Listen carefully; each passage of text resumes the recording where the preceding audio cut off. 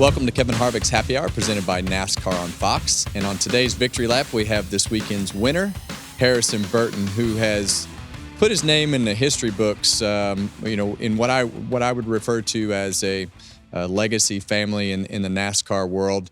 He is now a Cup Series winner. But most importantly, he's also the 100th. He got the 100th win for the Wood brothers, who has been looking for that win for a long time. So let's listen to the conversation with Harrison, and I hope you enjoy it. Well, Harrison, you can now call yourself a Cup Series winner, and that has to feel pretty darn good. What's it like?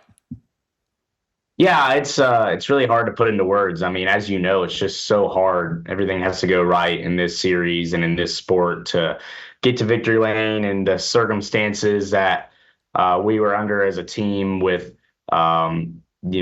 it being announced that I was not going to be the driver there next year. It would have been really easy for all of our guys to quit and give up and kind of punt toward next year.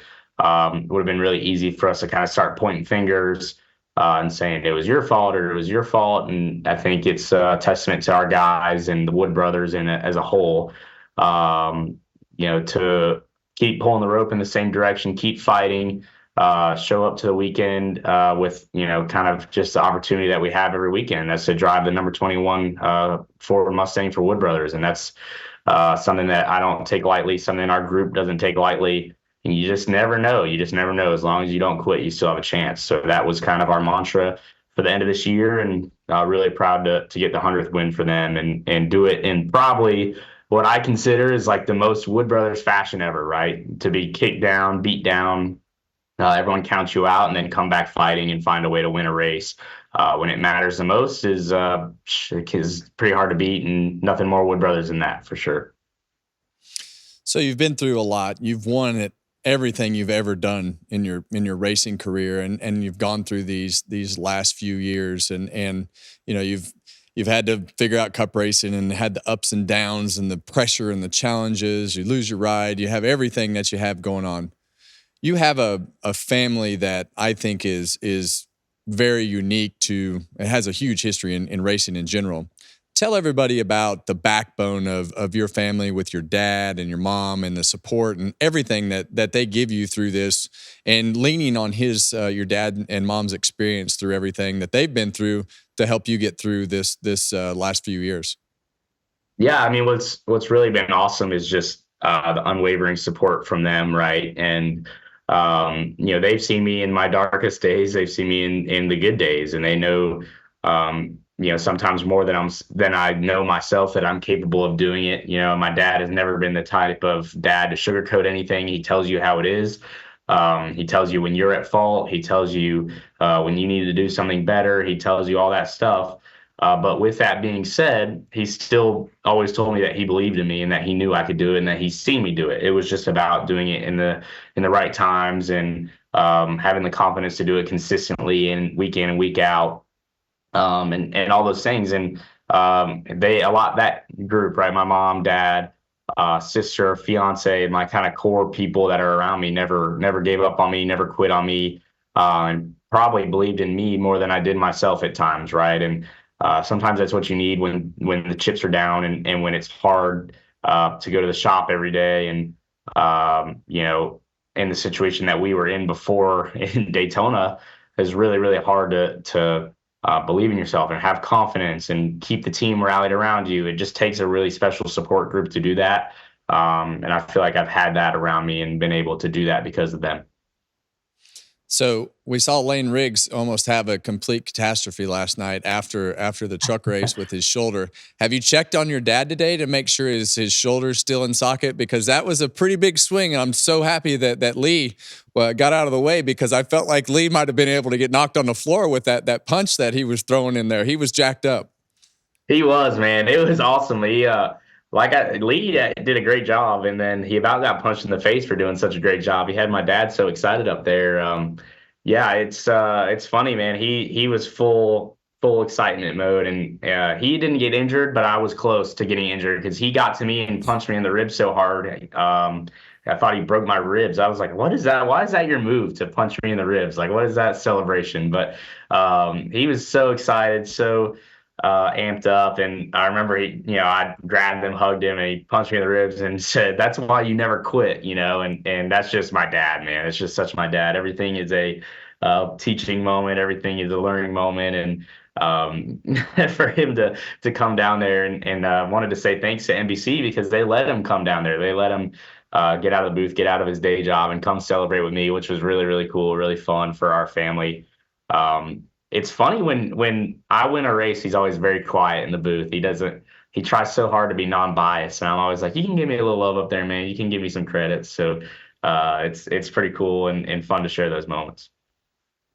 So aside from your parents, I think that, you obviously have the 100th win for the Wood brothers, which I think is beyond amazing for you and the sport, and what an amazing family that they are, and have meant so much to NASCAR racing. But I think one of the things that stuck out to me the most last night watching that race were all those drivers that came to victory lane to congratulate you, and that support that you have, I think, says a lot for your credibility with the drivers, your work ethic, especially with your teammates.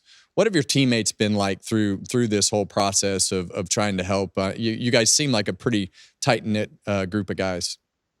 Yeah, for sure. It's been awesome, with our alliance with Team Penske and the Wood brothers. They've been able to help me a lot through a lot of things. I lean on really all of them in different ways, right? I talked to Joey about a lot of things, talked to Ryan a lot of things, and Austin and I kind of came in under similar circumstances, right? Where we were both rookies in the same year. So we kind of shared that experience as being rookies, and you kind of can pull things from each other, and we all have a good time and just enjoy each other's company. So that makes it easier, right? Is we all get along and are good friends. And I think we take care of each other on the racetrack, right? Like there was a couple of times I was able to let Joey in, I was able to let Ryan in, and the lanes that were advantageous positions for them to save fuel, and I feel like that stuff just pays you back in the long run so much if you're able to help guys like that out, and they're able to kind of reciprocate it when it matters as well. And on top of that, I did want to give a shout out to Ross Chastain and Bubba Wallace, who both came to victory lane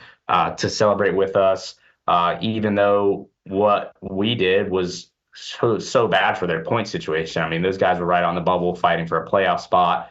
Now they're 20 something points back, where it took a lot for both of them to come and congratulate me, and spoke a lot about, I think for me, just I've always tried to do things the right way and try to treat people the right way.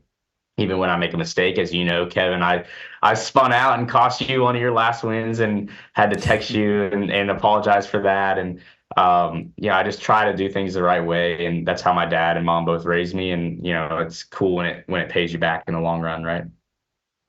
Well, you're a stand-up person, and I think that really showed at the end of that race. So what's next? You go through this. This obviously can't hurt anything. I think anytime you win a Cup Series race, no matter what the situation is, what track that you're on, where you're at in the points, winning, losing, it obviously adds value to your situation and the things that you do. Looking for sponsors, looking for a ride.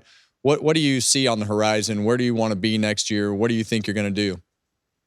Yeah, I don't know yet. I think I'm still kind of working through just a silly season of, seeing what's available. And the biggest thing for me is I want to go somewhere that I'm wanted, right? I want to go somewhere that believes in me, sees me as an avenue to win races, to elevate their team, somewhere where I feel like I can go and contribute and not, just be there to be there. I really don't have any interest in showing up somewhere and just being a driver, just, to be a driver. I want to be a driver that competes for wins, races for wins, and being able to do that in the Cup Series, obviously, like you said, shows a lot. I do know it was at Daytona. I'm not oblivious to the fact that that is a wild card race, but at the end of the day, when you're presented those opportunities and you have a green-white checkered against Kyle Busch and Christopher Bell, and finding a way to come out on top when it matters most and the chips are down, I think is important. It's an important quality for a driver to have. And for me to go through the 3 years of hardship that I've had, and to get an opportunity to win and to capitalize on it was just so much fun and so cool, and gave me a lot of confidence in myself, right? That those situations I'm capable of coming out on the other side on top of, right? When at times it seems like it hasn't been that way. And I hope I can bring that to wherever I go next.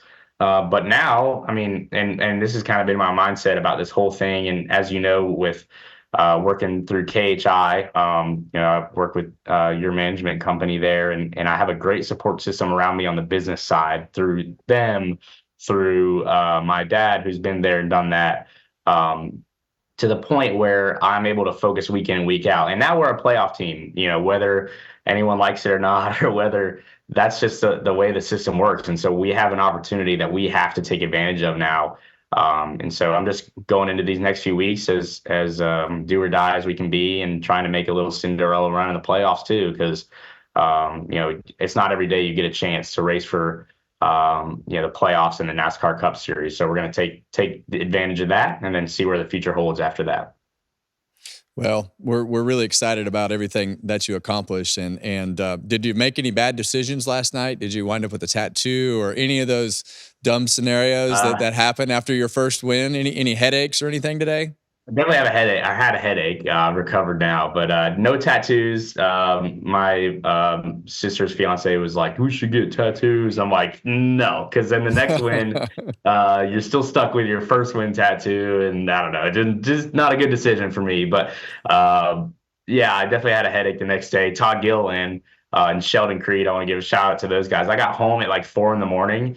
and they were sitting in my house just waiting for me to show up, and had a couple of drinks with those guys. So it was pretty fun, and it was tough because the race was so late. We got out of tech so late that we didn't get home till super late. So it kind of forced me to go to bed, not make too many bad decisions, and then just enjoy it from there.